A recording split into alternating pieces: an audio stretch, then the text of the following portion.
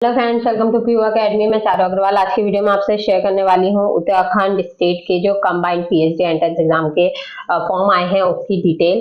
तो last video में मैंने बताया था आपको कि फॉर्म में जो नोटिफिकेशन आया है उसकी फी कितनी है और कब से स्टार्ट हुआ है फॉर्म फिल होना और कब तक होगा। ठीक है, तो यहाँ पे आज की वीडियो में मैं आपसे शेयर करने वाली हूँ कि क्या क्या कंडीशन है जिनके फुलफिल होने पर ही आप इस फॉर्म को फिल कर सकते हैं। ठीक है, तो 4 यूनिवर्सिटीज हैं।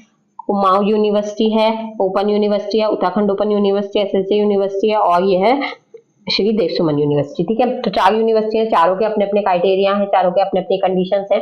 ठीक है, उसके अकॉर्डिंग ही आपको ये जो फॉर्म है वो फिल करना है। ठीक है, बाकी इससे कंबाइंड होने से ये बेनिफिट है कि आप इन चारों में से किसी भी यूनिवर्सिटी में एडमिशन ले सकते हैं। ठीक है, यहाँ पे ये डिपेंड नहीं करता कि आपकी सारी पढ़ाई कुमाऊं से हुई है तो भाई मुझे कुमाऊं में ही मिलेगा एडमिशन, या मैंने ओपन से नहीं किया है, मैं ओपन से करना चाहता हूँ तो उसके लिए अलग क्राइटेरिया रहने वाला है, या मुझे अलग अलग सर्टिफिकेट्स लगाने पड़ेंगे या प्रॉब्लम पड़ेगी, ऐसा कुछ नहीं होगा। अब आप इसमें ले सकते हैं। ठीक है, क्योंकि पहले ये भी तो रूल था ना कि आपको मतलब नेट क्वालिफाइड होना ही होना है अगर आपको अदर यूनिवर्सिटी में लेना है। ठीक है, और अगर आप एमए के लास्ट सेमेस्टर में हैं और है ना, और आप अपेयरिंग में डालना चाहते हैं तो आप अपनी सेम यूनिवर्सिटी से ही डाल सकते हैं। तो ये चीज हटाने के लिए यहाँ पे कंबाइंड किया गया है। ठीक है, तो अगर आप उत्तराखंड की ही इन चारों में से किसी यूनिवर्सिटी में एडमिशन लेना चाहते हैं तो आप अगर अपेयरिंग में है तब भी आप एग्जाम दे सकते हैं। बस इतना रूल है कि आपका जो स्टेट है वो होना चाहिए उत्तराखंड। ठीक है, तो चलिए देखते हैं आगे।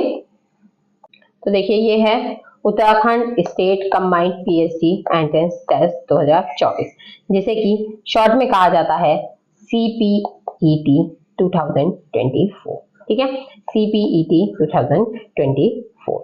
तो चलिए आगे देखते हैं क्या क्या दिया गया है।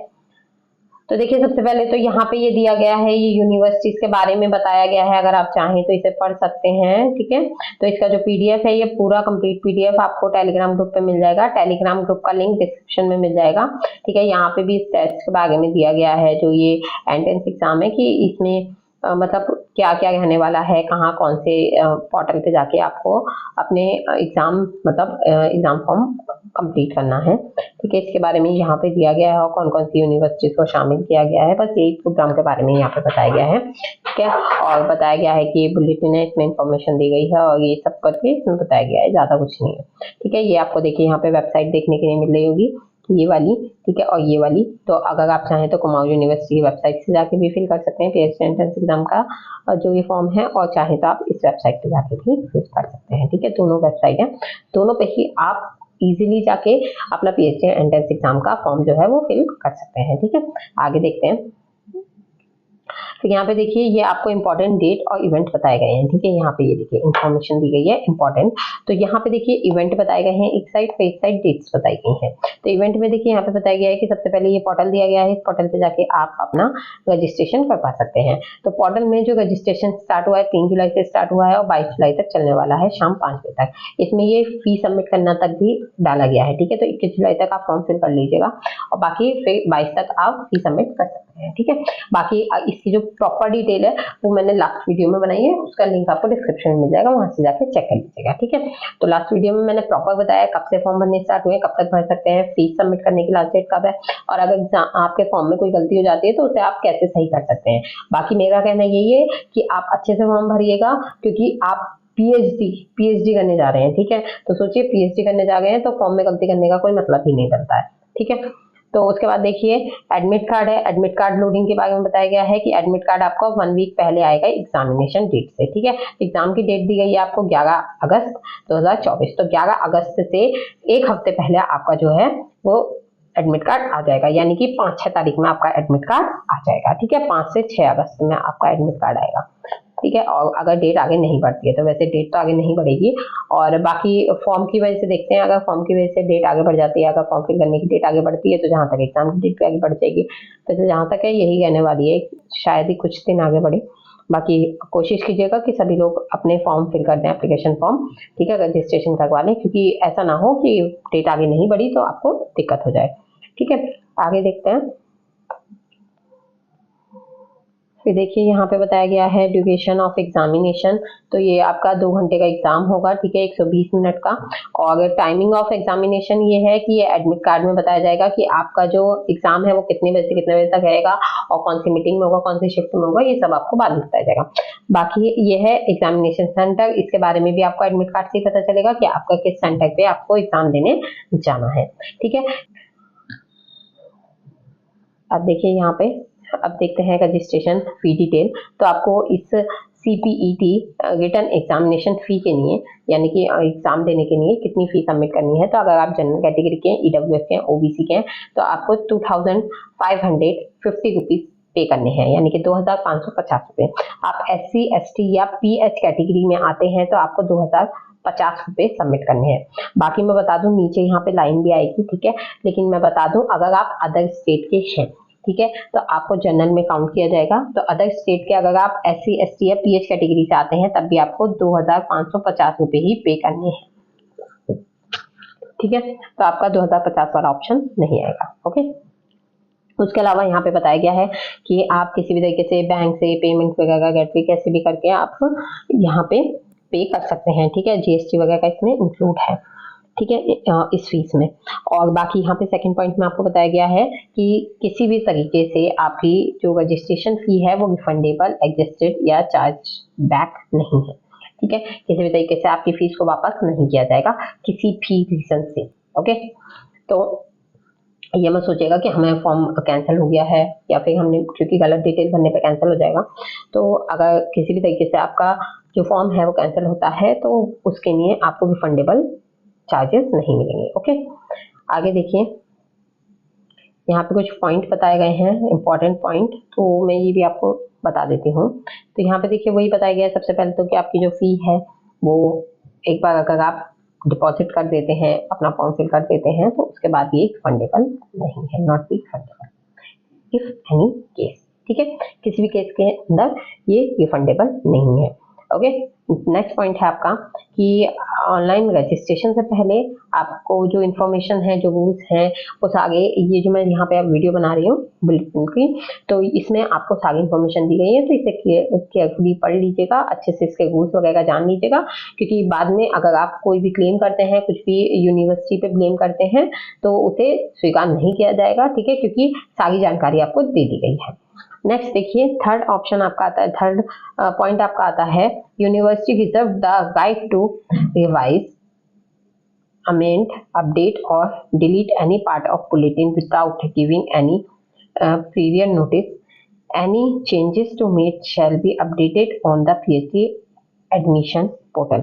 तो देखिए यहाँ पे ये बता रहे हैं कि एडमिशन पोर्टल जो है, PhD एडमिशन पोर्टल जो है, इस पे कोई भी जो भी अपडेट आएगी वो आपको बता दी जाएगी। बाकी अगर ये बुलेटिन का कोई भी पार्ट डिलीट करते हैं, ठीक है, तो इन्हें ये राइट है कि ये बिना नोटिस के या बिना किसी चीज के ये डिलीट कर दें, ठीक है। बाकी यहाँ पे बताया गया है कि बुलेटिन के बारे में कि मतलब अगर आप इसे लेना चाहते हैं तो इस पे मिल जाएगा, और बाकी अगर कोई भी एग्जाम से रिलेटेड चेंजेस आते हैं या डेट पोस्टपोन वगैरह होती है तो उसकी जानकारी भी आपको इसी पे दी जाएगी पोर्टल पे, ठीक है। पोर्टल का लिंक आपको दिया है, ये देख लीजिएगा। आगे देखिए, नेक्स्ट है, अब यहाँ पे बोला गया है कि कैंडिडेट पहले देख लें और उन्हें बताया जा रहा है कि मिनिमम एलिजिबिलिटी क्राइटेरिया जो है अगर आप उसे पार करते हैं तभी आप इसे फुलफिल कर सकते हैं, ठीक है। तो बिना क्राइटेरिया फुलफिल किए, मतलब अगर आपसे बोला गया है कि आप लास्ट सेमेस्टर में होने चाहिए तो आप लास्ट सेमेस्टर में ही होने चाहिए, ठीक है। अगर आप लास्ट सेमेस्टर में नहीं है तो आप इसे फिल नहीं कर सकते, ओके। आगे देखिए,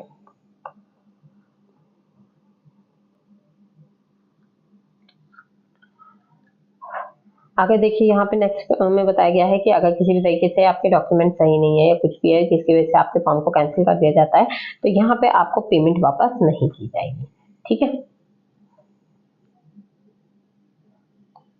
और साथ ही यहाँ पे आपके ऊपर एक्शन भी लिया जा सकता है। और यहाँ पे फिर उसके बाद आपको बताया गया है अगर आपका कोई भी डॉक्यूमेंट फेक मिलता है, नॉट गाइडेंस मिलता है, तो ये सब यहाँ पे भी आपके क्या कहते हैं कि मतलब आपका जो प्रोग्राम है कैंसिल कर दिया जाएगा, यानी कि आपके जो भी स्टडी चल रही है वो कैंसिल कर दी जाएगी, ठीक है, यानी कि पीएचडी एंट्रेंस एग्जाम कैंसिल हो जाएगा आपका। उसके बाद देखिए प्लीज यहाँ पे बताया गया है कि ऑनलाइन मोड में होगा। सॉरी मुझे पता नहीं था, लास्ट ईयर तक ऑफलाइन मोड होता था, तो यहाँ पे ऑनलाइन मोड में ही आपका एग्जाम होगा, ठीक है। और ऑनलाइन मोड में ये एग्जाम आपका होगा, और आपको क्या करना है इसमें कि जो भी जानकारी है वो सही भरनी है, ठीक है। अगर आपने कोई जानकारी नहीं दी है या आपका फी सबमिट नहीं है, कंप्लीट फॉर्म फिल नहीं किया है, तो आपका जो फॉर्म है वो रिजेक्ट हो जाएगा, ठीक है, रिजेक्टेड हो जाएगा। आगे देखिए, उसके अलावा यहाँ पे बताया गया है कि कैंडिडेट जो कि हैं फाइनल ईयर या सेमेस्टर में क्वालिफाइंग एग्जामिनेशन यानी कि पोस्ट ग्रेजुएशन में लास्ट सेमेस्टर या लास्ट ईयर है आपका, ठीक है, तो आप इस ऑनलाइन एप्लीकेशन फॉर्म को फिल कर सकते हैं, ठीक है, यानी कि आप कैपेबल हैं इसे फिल करने के लिए, क्वालिफाइड, ठीक है। और बाकी काउंसलिंग प्रोसेस के लिए यहाँ पे बताया गया है, काउंसलिंग प्रोसेस से पहले आप क्वालिफाइड हो जाने चाहिए, ठीक है, यानी कि आपका जो रिजल्ट है वो आ जाना चाहिए, ठीक है। तो वही बात है कि अगर आप 4th सेमेस्टर में थे तो आपने एग्जाम दे रखा होगा, और अब आपका रिजल्ट आ गया होगा तो अब आप फॉर्म फिल कर सकते हैं, ठीक है। जिनका 2nd सेमेस्टर का रिजल्ट आया है ना, वो लोग नहीं फिल कर सकते इस फॉर्म को। जिनका 4th सेमेस्टर का रिजल्ट आया है या आने वाला है, एग्जाम दे चुके हैं, वो लोग फिल कर सकते हैं, ठीक है। क्योंकि यहाँ पर काउंसलिंग में आपको मार्कशीट सबमिट करनी होगी, ठीक है, मार्कशीट आपकी चाहिए होगी, तो इस चीज का आप ध्यान रखिएगा, ठीक है। बाकी अगर आप ऐसा नहीं करते हैं, मान लीजिए 2nd सेमेस्टर वाले फिल कर देते हैं और काउंसलिंग होगी, तो काउंसलिंग हो जाएगी कम से कम आपके सितंबर या अक्टूबर में, तो अगर तब तक आपका 4th सेमेस्टर का रिजल्ट नहीं आता है, तो उसके बाद आपके जो ये है मतलब आपने जो भी एग्जामिनेशन दिया है तो वो ऑटोमेटिकली कैंसिल हो जाएगा, साथ ही एंट्रेंस एग्जामिनेशन की फी भी आपको वापस नहीं की जाएगी, ठीक। आगे देखिए, फिर आता है हेल्प डेस्क।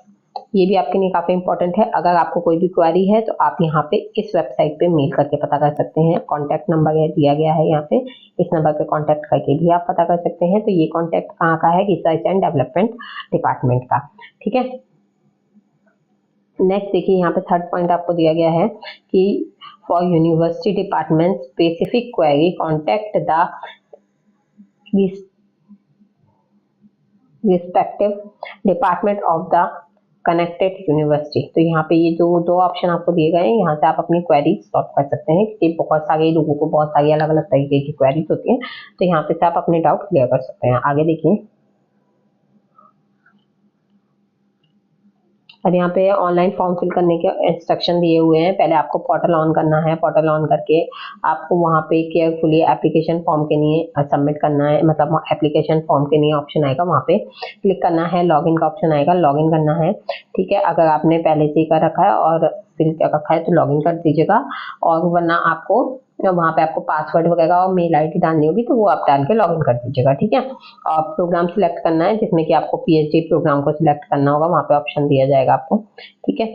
उसके बाद आपसे जो भी डिटेल्स आपकी नेसेसरी डिटेल्स है वो आपको कंप्लीटली फिल करनी है, ठीक है। उसके बाद ऑनलाइन रजिस्ट्रेशन फॉर्म को अच्छे से कंप्लीटली फिल करना है, पे करना है, ठीक है। और पेमेंट सक्सेसफुल आने के बाद आपको जो भी मैसेज वगैरह मिलेगा उसे स्क्रीनशॉट ले लीजिएगा या केयरफुली सेव कर दीजिएगा, क्योंकि ये फ्यूचर में आपके काम आ सकता है, ठीक है, जैसे कि आपके पास प्रूफ रहे, ठीक है।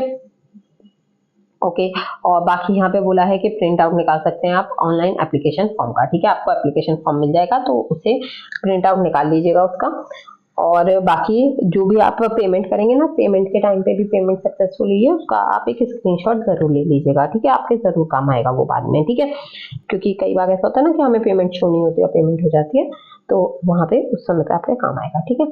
Safely store the printed application form future reference. तो आपको जो भी प्रिंट आप निकालेंगे एप्लीकेशन फॉर्म का वो भी आप रख लीजिएगा फ्यूचर रेफरेंस के लिए, ठीक है, काम आएगा आगे, क्योंकि आपका जो एडमिट कार्ड ओपन होगा वो इसी से होगा, तो एप्लीकेशन नंबर और डेट ऑफ बर्थ वगैरह से या पासवर्ड से ओपन होगा, ठीक है, तो इसे रख लीजिएगा। फिर देखिए यहाँ पे नेक्स्ट है, ensure that your make a note of any unique application number or reference number provided by the system of future correspondence and inquiries। तो यहाँ पे बताया गया है कि सभी का अलग अलग अपना एप्लीकेशन नंबर होगा और रेफरेंस नंबर होगा सिस्टम द्वारा, तो इसे संभाल के रखिएगा, ठीक है, फ्यूचर में आपके काम आएगा। ऐसा नहीं है कि आप एक दूसरे का यूज कर सकते हैं, ठीक है। आगे देखिए,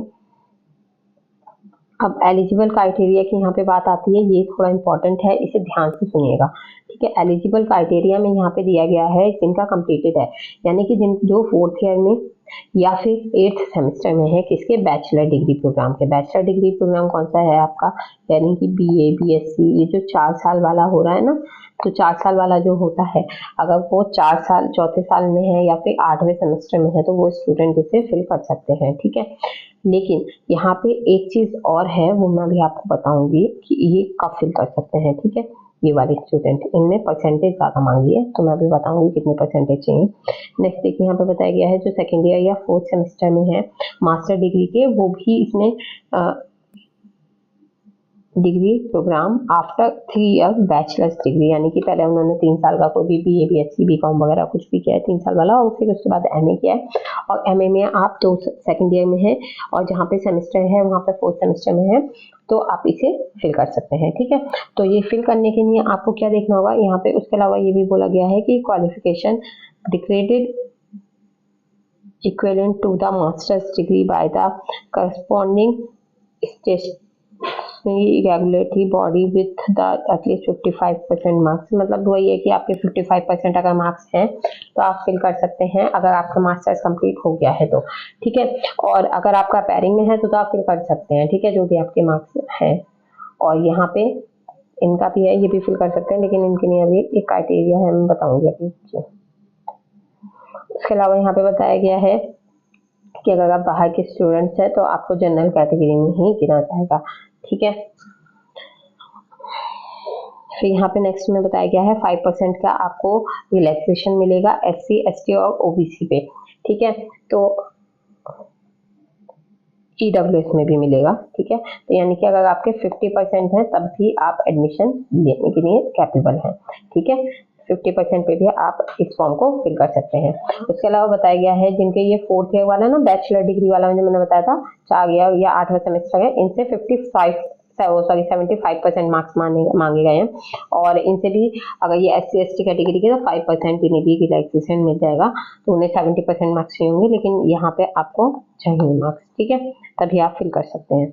बाकी यहाँ पे देखिए, यहाँ बताया गया है MPhil प्रोग्राम में भी अगर आपके 55% मार्क्स रहे हैं तब आप इसे फिल कर सकते हैं, और सेम SC ST OBC और EWS वगैरह के लिए यहाँ पे 5% का रिलैक्सेशन रहने वाला है, ठीक है। फिर देखिए, यहाँ पे बताया गया है आपको फाइनल ईयर या फाइनल सेमेस्टर के जो क्वालिफाइड स्टूडेंट्स हैं, ठीक है,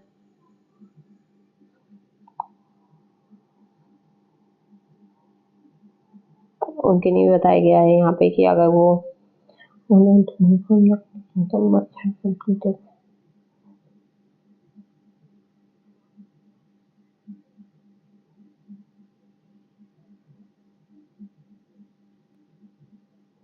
तो यहाँ पे ये बताया गया है कि आपने अगर अपनी इन्फॉर्मेशन गलत डाली है, या फिर कुछ ऐसा हो गया है कि आपने डॉक्यूमेंट सबमिट नहीं कर पाते हैं, या आपने जो बताया है आपके पास उतनी एजुकेशन नहीं मिलती है, तो आपके जो फॉर्म है उसे कैंसिल कर दिया जाएगा, ठीक है, और आप इस पर ऑब्जेक्शन नहीं उठा सकते हैं।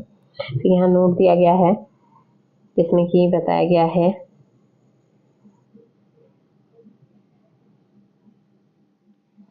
कि जिससे भी आपने अपने मास्टर डिग्री ली है उस सेम सब्जेक्ट से ही आप PhD के लिए अप्लाई कर सकते हैं। कहने का मतलब है, अगर आपने हिंदी से MA किया है तो आप हिंदी से ही अपना PhD करेंगे। ऐसा नहीं है कि आपने सोचा कि हम हिस्ट्री से कर लें, ठीक है, ऐसा नहीं होगा, आपको हिंदी से ही करना पड़ेगा, ठीक है। तो यहाँ पे ये बताया गया है। और अगर आप यहाँ पे दिया गया है candidate who have penalise to any criminal proceed thought court law, वही बताया गया है कि अगर आप पे कोई भी किसी भी तरीके का यहाँ पे मतलब कोर्ट वगैरह पे कोई क्रिमिनल चार्जेस है, या कोई भी कोर्ट वगैरह में आपका केस चला है या कुछ भी, तो यहाँ पे आप एलिजिबल नहीं है इस फॉर्म को फिल करने के लिए, ठीक है, तो आप ये फॉर्म फिल नहीं कर सकते हैं।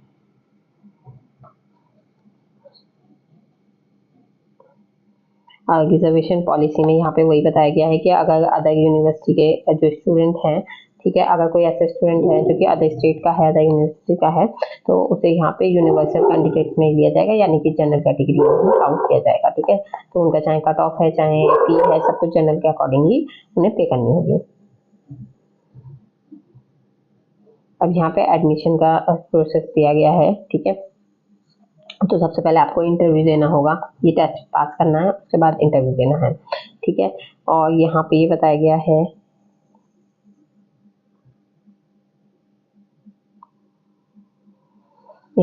गया है कि सब कुछ आपको फिल करना है। उसके बाद आपको मतलब आपको जो भी मतलब इंटरव्यू के लिए लेटर वगैरह आता है वो सब ऑनलाइन दिया जाएगा, ठीक है, सब कुछ आपके एग्जामिनेशन के बाद।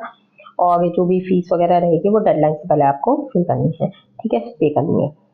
फिर आगे देखिए, फिर यहाँ पे दिया गया है आपका जो टेस्ट है वो कैसा रहेगा। 100 मार्क्स का कहने वाला है, 100 ऑब्जेक्टिव क्वेश्चन आएंगे, 2 आवर्स का ये कहने वाला है, ठीक है। ईच क्वेश्चन 1 मार्क का होगा और no penalty for incorrect marks, incorrect answer, यानी कि आपका नेगेटिव मार्किंग नहीं है, ठीक है। तो आप सीधा सीधा भी अगर चाहें तो मार सकते हैं, ठीक है। और 2 पेपर आपके रहने वाले हैं, both paper will objective type, तो यहाँ पे एमसीक्यूज ही आने वाले हैं आपको, ठीक है।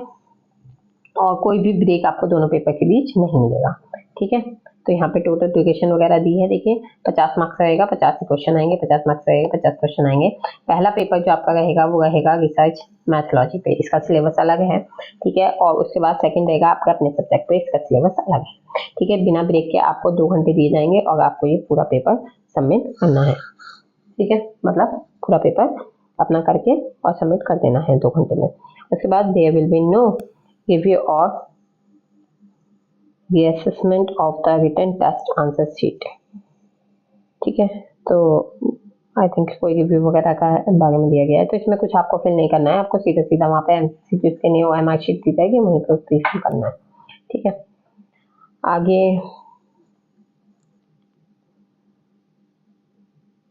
आगे बताया गया है, देखिए अगर आप 50% मार्क्स इसमें ले आते हैं, यानी कि 100 में से आपके 50 मार्क्स आ जाते हैं, ठीक है, तो कोई भी स्टूडेंट जो 50 मार्क्स ले आएगा वो इंटरव्यू के लिए एलिजिबल है, ठीक है। इसके लिए कोई कट ऑफ नहीं निकाली जाएगी, कुछ नहीं निकलेगी, सीधा सीधा है क्वालिफाइड। अगर आप हो जाते हो, अगर आपका 50 मार्क्स आ गए ना 100 में से, तो आप सीधा सीधा क्वालिफाइड हो जाओगे। और क्वालिफाइड होने का मतलब है कि आपको बुला लिया जाएगा, ठीक है, बुला लिया जाएगा इंटरव्यू के लिए। तो आप अपना इंटरव्यू लेटर लेके और इंटरव्यू देने जाइए, उसके बाद वहां पे डिसाइड होगा कि आपका एडमिशन पीएचडी में होगा या नहीं होगा, और मोस्टली चांस होते हैं कि हो जाता है, ठीक है।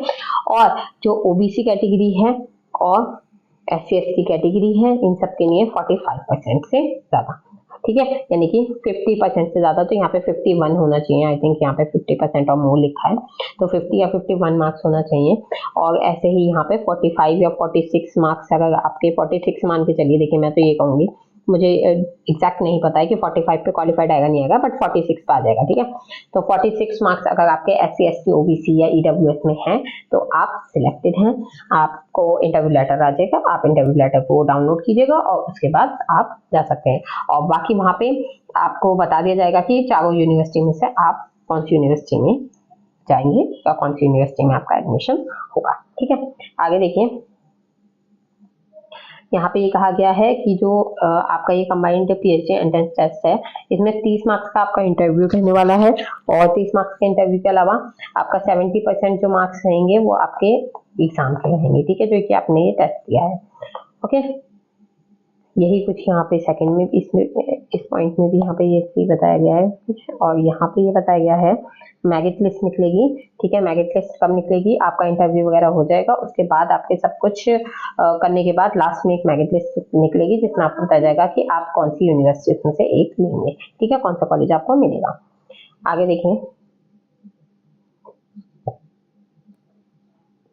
तो डायरेक्ट एडमिशन के लिए यहाँ बात हो गई है, तो विदाउट अपेयरिंग इन CPET, तो यहाँ पे आपको CPET टेस्ट देने की जरूरत नहीं है और आपको डायरेक्ट एडमिशन मिल जाएगा। तो इसके लिए क्या क्राइटेरिया रहने वाला है, ठीक है, तो ज्यादा कुछ नहीं, मैं यहाँ पे बता देती हूँ, ज्यादा कुछ क्राइटेरिया नहीं कहने वाला है, इसमें सिर्फ ज्यादा पढ़ने की जरूरत नहीं है, सीधा सीधी बात है। अगर आपके नेट है, JRF है, ठीक है, गेट है, QCET है, इस तरीके का एग्जाम अगर आपका क्लियर है तो यहाँ पे आपको सीधा सीधा आपका एडमिशन मिल जाएगा। देखिए आगे ये वाले जो RDET वाले रूल्स थे वही यहाँ पे अभी भी लगाए गए हैं, ठीक है, कुमाऊं यूनिवर्सिटी में। तो सीधी सीधा है आपका NFSC, NFOBC, NFST, ये वाले कोई एग्जाम है, CSIR नेट है या CSI वो UGC नेट है, ठीक है, JRF है, ठीक है, फेलोशिप वाला, ठीक है। अगर ये सब आपके क्वालिफाइड हैं तो आपको सीधा सीधा क्या करना है, या गेट आपका क्वालिफाइड है GPAT या गेट, तो और एमफिल भी, हाँ एमफिल भी, अगर ये सब आपका क्वालिफाइड है तो आपको क्या करना है, सीधा सीधा आपको फॉर्म फिल करना है, एग्जाम देने की आपको जरूरत नहीं है। और यहाँ पे एक चीज याद रखिएगा, फेलोशिप और स्कॉलरशिप इन UGC नेट और UGCSI नेट, यहाँ पे UGC नेट के लिए नहीं बोला गया आपसे, JRF के लिए बोला गया, चाहे UGC नेट की तरफ से या CSI नेट की तरफ से, अगर JRF है तो ठीक है। तो आपको ये पेपर नहीं देना है, बस फॉर्म वगैरह फिल करने हैं कुछ, और अपना फॉर्म वगैरह फिल करके और सीधा आपको इंटरव्यू के लिए जाना है, इंटरव्यू की फीस वगैरह, काउंसलिंग वगैरह की फीस सबमिट करके, ठीक है। तो यही आपका क्राइटेरिया रहने वाला है, इसके अलावा आपको कुछ नहीं करना है। और यहाँ पे ऐसा कुछ नहीं है कि अगर नेट वाले स्टूडेंट है तो उन्हें जाके एग्जाम देना पड़ेगा, ठीक है, जो नेट क्वालिफाइड है। फिर देखिए नेक्स्ट आता है आपका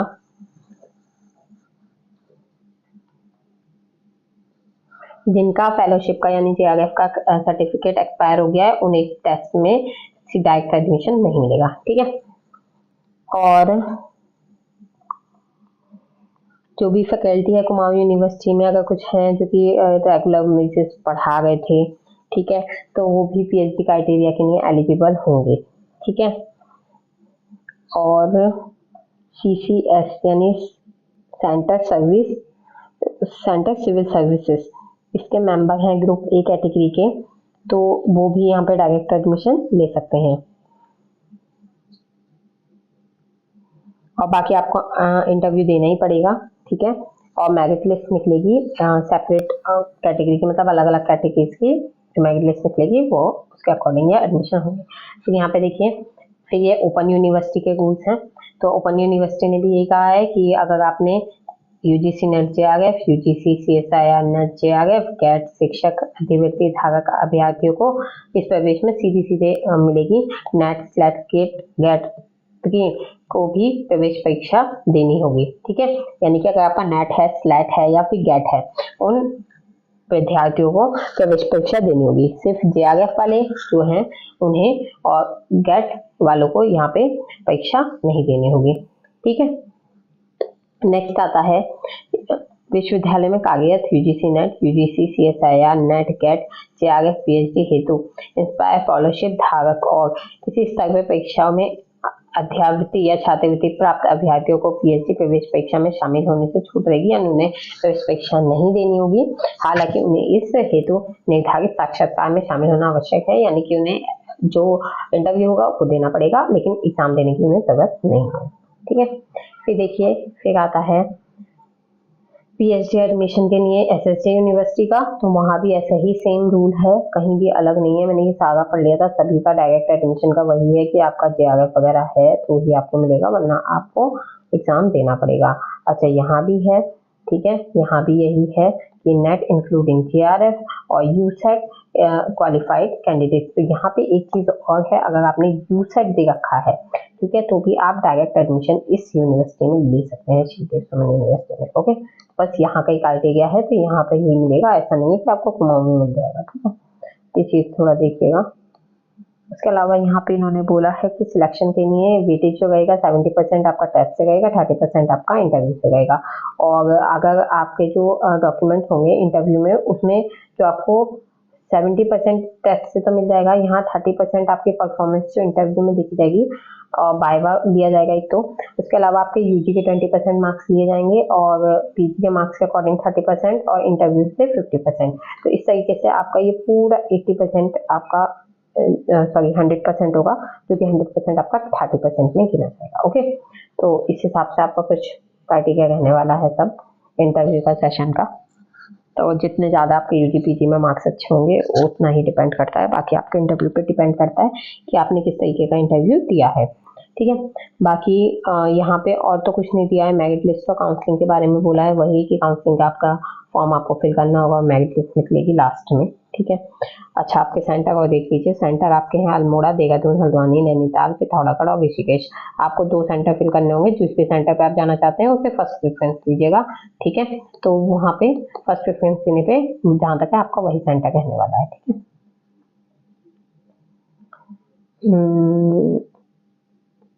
फिर देखिए, यहाँ पे वही एडमिशन के बारे में बताया गया है कि रिजल्ट का नोटिस जो आएगा वो आपका इस वेबसाइट पे आएगा, वहीं जहाँ पे आप जाहिर सी बात है फॉर्म फिल करना है वहीं पे आएगा, ठीक है। फिर इसे आप खुद पढ़ लीजिएगा। यहाँ पे भी कुछ ऐसा नहीं है, एडमिट कार्ड वगैरह के नहीं है, यहाँ पे एडमिट कार्ड के नहीं है कि कब आएगा, कितने बजे आएगा, और कोई भी प्रॉब्लम होती है तो आप कहाँ कॉन्टेक्ट करेंगे। ठीक है, थोड़ा पढ़ लीजिएगा। और इंस्ट्रक्शन फॉर, बाकी देखिए इंस्ट्रक्शंस वगैरह दिए गए हैं, वो भी प्रिंट कॉपी या एडमिट कार्ड की ले लीजिएगा वगैरह, सब यही दिया गया है। ठीक है, और कुछ नहीं है। एक बार आप चाहें तो इसे पढ़ लीजिएगा, ठीक है, अच्छे से। और कोई कंफ्यूजन हो तो आप मुझसे क्वेश्चन कर सकते हैं। सिलेबस के लिए दिया गया है, देखिए यहाँ पे इस वेबसाइट पे मिल जाएगा आपको रिसर्च मेथोडोलॉजिकल सिलेबस और स्पेसिफिक सिलेबस। तो सिलेबस की भी मैं वीडियोस बना दूंगी, और आपको जिस भी सिलेबस की वीडियो चाहिए, जिस भी सिलेबस की चाहिए, आप नीचे कमेंट कर दीजिएगा और उसमें अपने सिलेबस का नाम लिख दीजिएगा कि किस सिलेबस का, मतलब किस सब्जेक्ट का आपको सिलेबस चाहिए। तो मैं पहले उसी पर वीडियो बना दूंगी, क्योंकि बहुत सारी सब्जेक्ट हैं तो 2 दिन लग जाएंगे, तो लगभग 10 तारीख तक ही बन पाएगा।